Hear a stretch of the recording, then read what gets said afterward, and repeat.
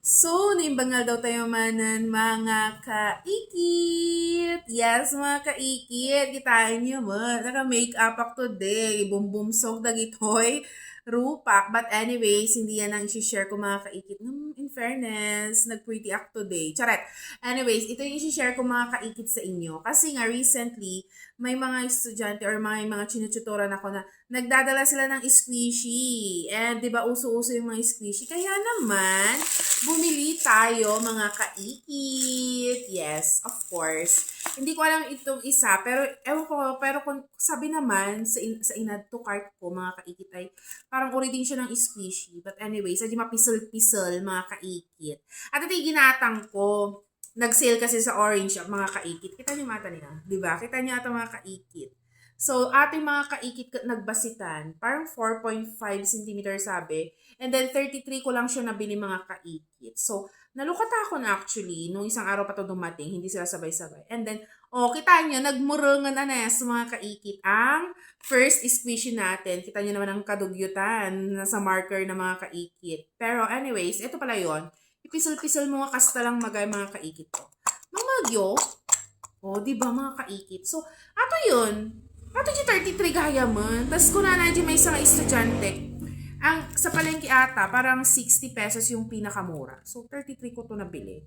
Ewan ko kung worth it ba siya or hindi. Pero ma-cute man siya. Siopaw. Diba? Yun lang. Ma-share ko lang mga kaikit. Next. Mag-next na tayo at tuloy-tuloy na tong video na to mga kaikit ay sa Orange app. Alam ko to mga kaikit kasi nga parang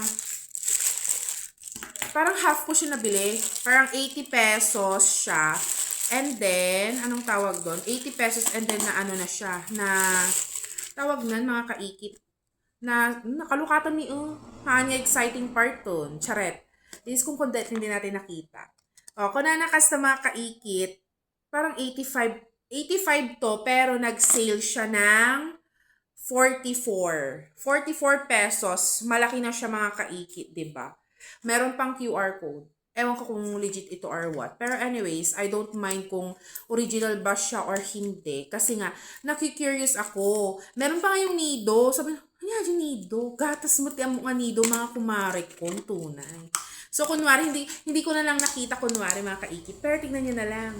Tcharing! Tcharing! Okay. Ganun. Parang makakon lang mga kaikit, di ba? Pero nag-cute. Nag-cute so na mga kaikit ni okay. Mas nalulo ng atoy. Pero neon green. Kaya rin naman na siya mga kaikit. Wala akong paki sa kulay. Pero ang cute niya, Sa Gishopo nga, Tapos, ganun-ganun lang. Okay. Ganun lang pala. Pisol-pisolom lang.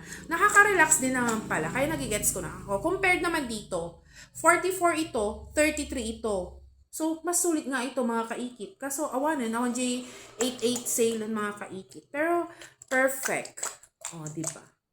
So, yun muna. Ito munang dalawa ang isi-share ko sa inyo and then other video na lang yung kwan. Kasi parang 24 pieces at yung nabili kong ganun. Pero anyways, all in all, they are so cute, mga kaikit. Ayan, di ba? So pretty, so cute. May share ko lang kanya yung mga kaikit. Bye!